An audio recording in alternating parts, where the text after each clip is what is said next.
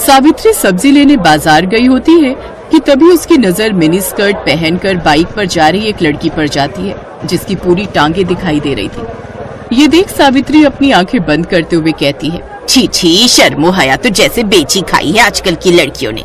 कैसे कैसे कपड़े पहनकर घूमती हैं। अरे इतने छोटे कपड़े तो हमारे जमाने में 5 साल की बच्चियां भी नहीं पहनती थी, जितनी अब 25 साल की पहनती हैं। बुड़बुड़ाते हुए सावित्री घर आती है, जहाँ वो टीवी पर सूर्य ग्रहण की खबर देखती है। क्या आज सूर्य ग्रहण है? ठीक है, तो जब तक ग्रहण है कोई भी खाना नहीं खाएगा। और तू बड़ी बहू, तू खाने में तुलसी के पत्ते डाल दे। सर पर घूंघट ओढ़े रेखा मुंडी हिलाती है। कुछ देर बाद सूर्य ग्रहण लग जाता है। तभी रेखा का पति ऑफिस से थका हारा घर आता है और फ्रिज में से ब्रेड जैम लगाकर खाने लगता है। ये देख सावित्री गुस्से में चिल्लाते हुए कहती है, हे राम, कर दिया ना अपशगुन। भला ग्रहण में कौन खाना खाता है? क्या माँ, अब भूख लग रही है तो कुछ खाओ भी ना क्या? ठीक ही तो कह रहा है वो। अब ये सब पुराने विचारों को त्याग भी दो सावित्री। आप तो चुप ही रहिए। और तू बड़ी बहू, यहाँ खड़ी खड़ी मेरी शक्ल क्या देख रही है? तू इसे रोक नहीं सकती थी? माँ जी वो मैं। अब क्या बकरी की तरह मैं कर रही है? अपना पल्लू ठीक करिए, सर से खिसकना नहीं चाहिए। बहुएं जितनी मर्यादा में रहें उतनी ही अच्छी लगती हैं। अरे हम भी थे, जितना मर्जी काम करते थे, लेकिन मजाल है कि कभी घूंघट सर से सरका हो। 3-3 मटके पानी के कुएं से उठा कर लाना, भैंसों का, खेतों का सब काम देखना। कितना काम होता था हमारे जमाने में। लेकिन एक आजकल की बहुओं को तो आटा गूंथने से लेकर बर्तन धोने तक हर काम के लिए बस एक मशीन चाहिए। और छोटे छोटे कपड़े पहनकर इनसे किट्टी पार्टी करवा लो बस। लेकिन मेरे घर में ये सब नहीं चलेगा। मेरे घर में बहुएं हमेशा घूंघट में और साड़ी में ही रहेंगी। इसलिए ध्यान रहे, आगे से ये पल्ला खिसके ना तेरे सर से। जी माँ जी, ध्यान रखूंगी। ये है सावित्री देवी, जिसे मॉडर्न कपड़ों वाली लड़कियां बिल्कुल भी पसंद नहीं थी। सावित्री के 2 बेटे थे। बड़े बेटे की शादी हो चुकी थी। बड़ी बहू रेखा बिल्कुल अपनी सास के कहे पर चलती थी, लेकिन फिर भी सावित्री उससे कभी खुश नहीं रहती थी। वो उसके किसी न किसी काम में कमी निकाल ही देती थी। एक रोज जब रेखा अपने कमरे में दिन में आराम कर रही थी, तो सावित्री अचानक से उसके कमरे में आती है। तब रेखा करवट बदल रही होती है, जिससे उसकी कमर दिख जाती है। ये देख सावित्री जोर से चिल्लाती है, छी छी छी छी छी छी छी, बस इसी बात का डर था मुझे।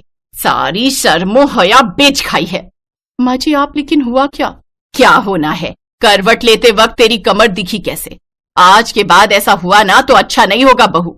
और इस तरह बंदिशों में रेखा ने अपनी शादी का पूरा 1 साल काट लिया।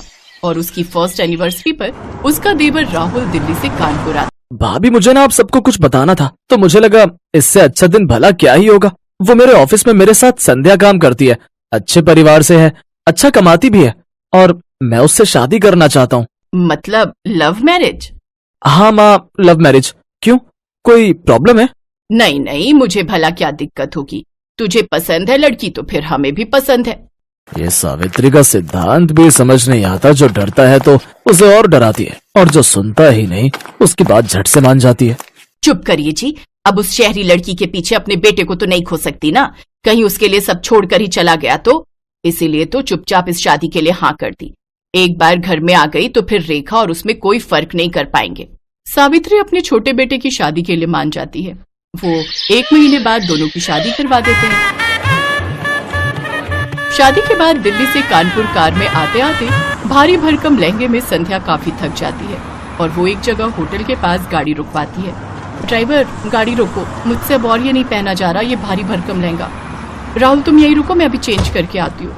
कुछ देर बाद गाड़ी आकर उसके ससुराल रुकती है। फिर पीछे से संध्या स्कर्ट और टॉप पहनकर सर पर शादी का दुपट्टा लिए निकलती है। संध्या को इस रूप में देखकर सभी हैरान रह जाते हैं। राहुल बेटा, ये सब बेटा 2 जोड़ी में लड़की मांगी थी, इसका मतलब ये नहीं कि ये सचमुच ही 2 जोड़ी में आ जाएगी। वो माँ, दूर का सफर था ना, और इसने लौटते वक्त लहंगे पर ही वोमिट कर दी, इसीलिए जो इसके हाथ में लगा इसने पहन लिया। ये राहुल का बच्चा झूठ क्यों बोल रहा है? चलो संध्या, माँ के पाँव छुओ। हैं? अरे नहीं नहीं, तुम रहने दो। अगर तुम झुकी तो न जाने क्या क्या झुक जाएगा। ओह थैंक्स, वैसे मैं खुद झुकने के मूड में नहीं थी। वो क्या है ना, मैं बहुत थक चुकी हूँ। वैसे माँ जी, हमारा बेडरूम कहाँ है? वो क्या है ना, मैं पहले बाथ शावर लेना चाहती हूँ। और राहुल डार्लिंग, तुम ना प्लीज मुझे बॉडी मसाज दे देना। आज सचमुच मुझे बहुत थकावट है। बताओ ना माँ जी, बेडरूम कहाँ है? संध्या बस 2 मिनट, माँ गृह प्रवेश कर ले। ओ प्लीज, थोड़ा जल्दी कीजिए ये सब formalities. I am really so tired. Savitri को मन ही मन बहुत गुस्सा आ रहा था, लेकिन वो कर भी क्या सकती थी। उसने चुपचाप उनका गृह प्रवेश करवाया और बहू बनकर संध्या अपने ससुराल आ जाती है। लेकिन संध्या के कपड़े देख सावित्री डर गई। ये नई बहू तो कुछ ज्यादा ही मॉडर्न कपड़े पहनती है। अरे पढ़ी लिखी नौकरी वाली है तो क्या हुआ, सर पर नाचेगी, जो मर्जी रुमाल जितने कपड़े पहनेगी। कहीं कल मुंह दिखाई पर इसने कुछ बेढंगे से कपड़े पहन लिए तो नहीं नहीं नहीं, इसे मुझे ठीक करना ही होगा। ये सोचकर सावित्री संध्या के कमरे में जाती है। अरे नई बहू, दिखा तो कल मुंह दिखाई पर क्या पहनने वाली है। ये वाली साड़ी कैसी है माँ जी? अच्छी है, लेकिन काला रंग, शादी के बाद ये सब रंग ना कुछ अच्छे नहीं लगते। और वैसे भी ये सिर्फ ब्लैक नहीं है, देखो इसके बॉर्डर पर रेड कलर भी है। जो भी हो, लेकिन तू ऐसी साड़ी नहीं पहनेगी। चल अब मुझे अपनी साड़ियां दिखा, मैं बताती हूँ तुझे कौन सी पहननी है। संध्या सावित्री को अपनी सभी साड़ियां दिखाती है, जिसमें से गुलाबी रंग की साड़ी देख सावित्री कहती है, हाँ ये वाली, ये अच्छी रहेगी, इसे ही पहन तू। जी माँ जी। शादी के तुरंत बाद सास का ऐसा बदलता रवैया देख संध्या हैरान थी। सावित्री ने संध्या की साड़ी तो देख ली, लेकिन वो ये नहीं जानती थी कि उसका ब्लाउज कितना हॉट बना है। शाम को मुंह दिखाई पर संध्या वो गुलाबी साड़ी हॉट ब्लाउज के साथ पहनती है। ये देख सावित्री उसकी साड़ी अच्छे से बांधती है। अरे बहू, ये सर पर पल्ला कर ले, सब मेहमान आएंगे ना तो उनके सामने यूं सर ढके घूमना अच्छा नहीं लगता। संध्या साड़ी पहनकर सर पर घूंघट रखकर बाहर आती है। ये देख मोहल्ले की औरतें बात करती हैं। मान गए सावित्री तुझे, मुझे तो लगा था कि ये मुंह दिखाई पर भी मिनी स्कर्ट पहन कर आएगी, लेकिन तूने तो एक दिन में इसे साड़ी पहनना और घूंघट रखना भी सिखा दिया। अरे मेरा नाम सावित्री है, सावित्री। अच्छा संध्या बहू, चल अब इन सबके पांव छूकर आशीर्वाद लो। सावित्री सबके पांव छूकर आशीर्वाद लेती है, लेकिन संध्या ये नहीं जानती थी कि उसकी सास किस खेत की मूली है। एक बार जो उसने साड़ी पहन ली तो फिर वेस्टर्न कपड़ों का नंबर तो कभी आने वाला है ही नहीं। अगले दिन उन सबको मंदिर जाना था, इसलिए रात को ही संध्या अपनी सास से जाकर पूछती है कि कल उसे क्या पहनना चाहिए। तुझे क्या पहनना है क्या नहीं ये सब तो बात की बात है, लेकिन तू इस नाइट ड्रेस में बाहर कैसे आ गई? हमारे घर में ये सब नहीं चलता। लेकिन राहुल ने तो मुझसे कहा था कि मैं जो मर्जी पहन सकती हूँ। अरे उसे क्या पता इन सब के बारे में, रहा भी है वो इस घर में, बचपन से तो पहले पढ़ाई के लिए हॉस्टल में और फिर नौकरी के चक्कर में बाहर। तू उसकी बीवी है पर बहू मेरी है और इस घर में मेरी ही चलती है। संध्या उदास हो जाती है और वो अपने कमरे में चली जाती है। उसे उदास देख उसकी जेठानी भी उसके पीछे पीछे उसके कमरे में चली जाती है। उदास मत हो संध्या, इस घर का नाम ऐसे ही सावित्री निवास नहीं पड़ा है, यहाँ बस माँ जी की ही चलती है। उनसे पूछे बिना तो मैं खाना तक नहीं बना सकती, तो कपड़े तो दूर की बात है। अब कपड़े चेंज करके साड़ी पहन लो और किचन में आ जाओ। मुझे नहीं लगता अब वो तुम्हें कभी भी वेस्टर्न ड्रेसेस पहनने देंगी। ऐसे कैसे नहीं पहन सकती? अब तो बस हफ्ता भर में ये साड़ी पहनूंगी, उसके बाद बिल्कुल नहीं। एक हफ्ते बाद राहुल संध्या के साथ हनीमून ट्रिप प्लान करता है। सच में संध्या बहुत मजा आएगा, कश्मीर सच में बहुत खूबसूरत है। अच्छा अब तुम पैकिंग कर लो। संध्या अपनी पैकिंग कर लेती है। फिर जब ये बात सावित्री को पता चलती है तो वो संध्या के पास आती है। अच्छा कश्मीर जाने की तैयारी हो रही है, दिखा तो तूने क्या क्या रखा है वहां पहनने के लिए। वो क्या है ना, ध्यान रखना पड़ता है, कहीं तूने छोटे छोटे कपड़े रख लिए और तुझे सर्दी लग गई तो। वो तो मैं समझ ही गई थी कि बिना मेरे कपड़े चेक किए आप मुझे जाने कहाँ देंगी। संध्या हनीमून के लिए चली जाती है, लेकिन वो वहां जाकर कुछ वेस्टर्न कपड़े खरीद लेती है और अपनी ढेर सारी फोटोज लेती है। लेकिन एक रोज उसकी सास वो फोटोज देख लेती है और वो संध्या पर खूब गुस्सा होती है। लेकिन तभी वहां सावित्री की सास रत्ना आ जाती है, जो काफी बूढ़ी होती है, लेकिन उन्होंने भी टी शर्ट और पैजामा पहना होता है, साथ ही चश्मा भी लगाया होता है। बताओ भला क्या बुराई है इन कपड़ों में? मुझे देखो, मैं क्या इन कपड़ों में बुरी लग रही हूँ क्या? अरे जब मैं गांव में रहकर ऐसे कपड़े पहन सकती हूँ तो फिर मेरे पोते की बहू क्यों नहीं? और तू जानती है आज क्या हुआ? जब मैं रेलवे स्टेशन से लौट रही थी तो साड़ी पहने एक लड़की बाइक पर बैठी थी, उसकी साड़ी बाइक में फंस गई और वो नीचे गिर गई, जिससे उसे थोड़ी चोट आ गई। और वो कोई और नहीं, हमारी बड़ी बहू रेखा है। अभी अस्पताल में भर्ती करवा कर आई हूँ उसे। जमाने के साथ अपनी सोच बदल सावित्री। ये सब बातें सुन सावित्री को अपनी गलती का एहसास होता है और अब वो कभी भी अपनी बहुओं को उनकी मर्जी के कपड़े पहनने से नहीं रोकती।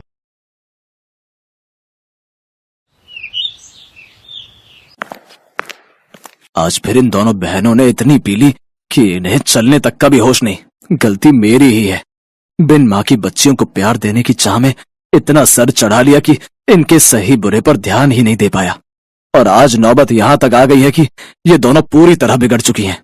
अपनी दोनों जवान बेटियों की हरकतों को देखते हुए धनराज सेठ उनके लिए लड़के तलाशने शुरू कर देता है। फिर कुछ दिनों में उनकी शादी अपने बराबर के घराने में कर देता है, जहां उनकी सास राजरानी हाथों में आरती की थाली लिए उनका स्वागत करती है, जिसे देख सुनैना और मलाइका अपने घूंघट को हटाते हुए कहती हैं, ओफो सासू मॉम, अब ये सब तामझाम बंद भी करो। हम ससुराल आई हैं, कोई सरहद पर जंग लड़ने नहीं आई है जो आप ये सब ड्रामे कर रही हैं। ये कहकर दोनों बहनें बिना कलश गिराए ही अपने कमरे में चली जाती हैं। उनका ऐसा व्यवहार देखकर राजरानी और उसके बेटे निखिल और रोहित हैरान रह जाते हैं। अगले दिन वो दोनों सुबह 10 बजे सोकर उठती हैं। फिर राजरानी उनसे कहती है, अरे ये क्या बहुओं, अभी तक तुम दोनों नहाई नहीं। आज तुम दोनों की पहली रसोई है जिसमें तुम्हें मीठा बनाना है। चलो जल्दी से नहा लो। लेकिन सासू मॉम, हमें तो करछी पकड़नी तक नहीं आती, हमें तो सिर्फ मीठा खाना आता है, बनाना नहीं। और वैसे भी घर में नौकर है ना, तो ये उनका काम है। हमने तो आज तक अपने घर के किचन में भी कदम नहीं रखा। बेटा, घर में भले ही हर काम के लिए नौकर है, लेकिन घर का खाना तो घर की लक्ष्मियों को ही बनाना चाहिए। माँ बिल्कुल सही कह रही है। और वैसे भी शादी के बाद अपनी पहली रसोई में मीठा बनाना एक रस्म है जो हर बहू निभाती है। ओफो, मायके में हमारा बाप कम था जो अब यहाँ तुम दोनों भी लेक्चर देने लग गए। Live it. अरे सुनैना, चलो जल्दी से रेडी होकर बाहर पूल में आ जाओ। आज हम दोनों जी भरकर स्विमिंग करेंगे। कुछ देर बाद दोनों बहनें सब घर वालों और नौकरों के सामने स्विमिंग ड्रेस पहनकर आती हैं और पूल में जाकर नहाने लगती हैं। अपनी बहुओं की ऐसी बेशर्मी देख राजरानी का तो सर शर्म से झुक जाता है। ये दोनों की दोनों तो मेरी नाक कटवा कर रहेंगी। हे भगवान, मेरे घर की इज्जत अब तेरे हाथ में है।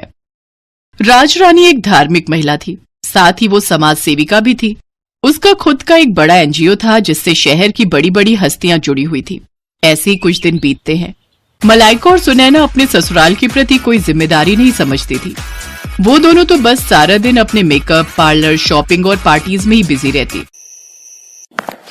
ये इतने छोटे कपड़े पहनकर तुम रात को कहाँ जा रही हो बहू? सासू मॉम, आज हमारी फ्रेंड की बर्थडे पार्टी है, हम दोनों नाइट क्लब जा रही हैं, आने में देर हो जाएगी। चलो सुनैना।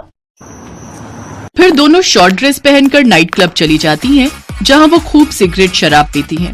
फिर आधी रात को कुछ लड़के उन्हें घर ड्रॉप करते हैं। दोनों लड़खड़ाती हुई अंदर आती हैं, जहां उन्हें देखकर राजरानी उनसे कहती है, ये सब क्या है? आज तो तुम दोनों ने हद ही कर दी। अरे बड़े घर की बहुओं को ये सब शोभा नहीं देता। ओ सासू मॉम, अब अपना भाषण फिर देना मत शुरू कर दो। अरे यार, यही तो हमारे जीने के दिन है।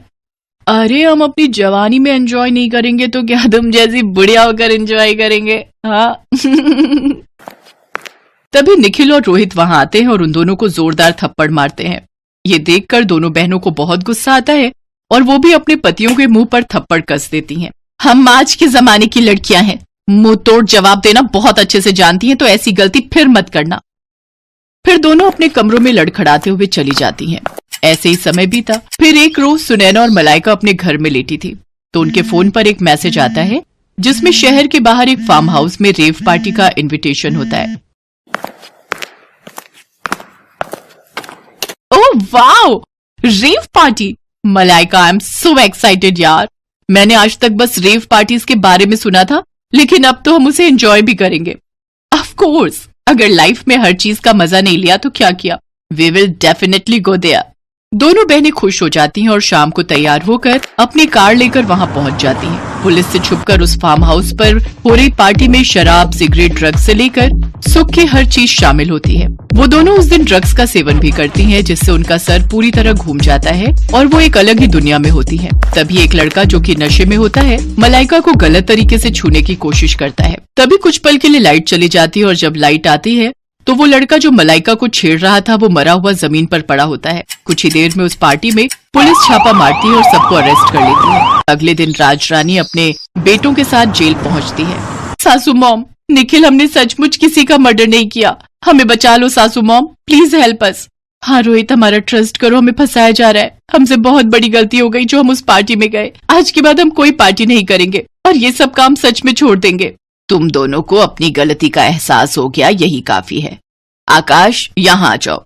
और इंस्पेक्टर साहब, आप छोड़ दो इन्हें। जी मैडम। ये लड़का तो जिंदा है। हाँ, ये सब हमारे प्लान था, तुम दोनों की अक्ल ठिकाने लगाने के लिए। दरअसल ये सारा प्लान राजरानी और उसके बेटों का था, जो उन्होंने अपनी बहुओं को सबक सिखाने के लिए किया था। उन्होंने ही अपनी पहुंच का इस्तेमाल करते हुए इस पार्टी का आयोजन किया और ये सब ड्रामा रचा। लेकिन इससे मलाइका और सुनैना को अच्छा सबक मिला और वो दोनों अब बेशर्म से संस्कारी बहुएं बन गईं, जो अपने परिवार के साथ अच्छे से अपनी गृहस्थी चलाने लगी।